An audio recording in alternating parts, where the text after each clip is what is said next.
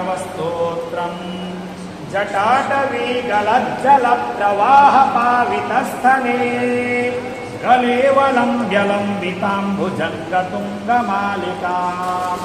डमड्डमड्डमड्डमन्निनादवड्डमर्वयम् चकार चण्डताण्डवं तनोतु नः शिवः शिवम् जटाकटाह सम्भ्रमभ्रमन्निलिम्पनिर्झरी विलोलवीचिवल्लरी विराजमानमूर्धने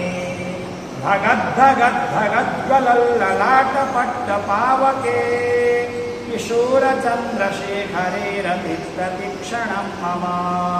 धराधरेन्द्रनन्दिनी विलासबन्धुबन्धुरास् पुरद्विगन्तसन्ततिप्रमोदमानमानसे कृपाकटाक्षधोरणी निरुद्धदुर्धरापदी क्वचिद्दिगम्बरे मनो विनोदमेतु वस्तुनि जटाभुजङ्गपिङ्गलस्फुरत्फणामणिप्रभा कदम्बकुङ्कुमध्रवं कलिप्तदिग्वधूमुखे मदान्धसिन्धुरस्फुरत्वगुत्तरीयमेदुरे मनो विनोदमद्भुतं बिभर्तु भूतभर्तरि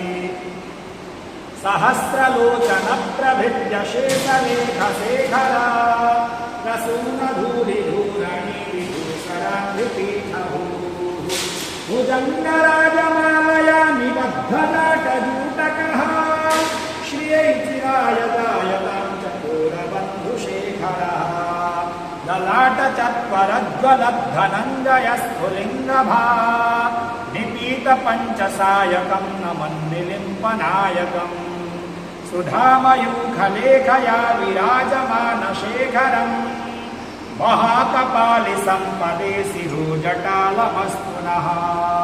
करालभालपट्टिका धगद्धगद्धगज्ज्वलात् धनञ्जयाहुतीकृतप्रचण्डपञ्चसायके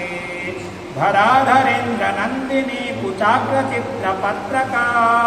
प्रकल्पनेकशिल्पिनी त्रिलोचने रतिं मम नवीनमेघमण्डले निरुद्धदुर्धरस्फुरा कुहूनिशीथिनी तमप्रबन्धबद्धकन्धरः निलिम्पनिर्झरीधरस्तनोतु कृत्तिसिन्धुरा कलानिधानबन्धुरश्रियं जगद्धुरन्धरः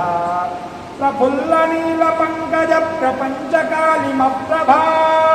वलम्बिकण्ठकन्दली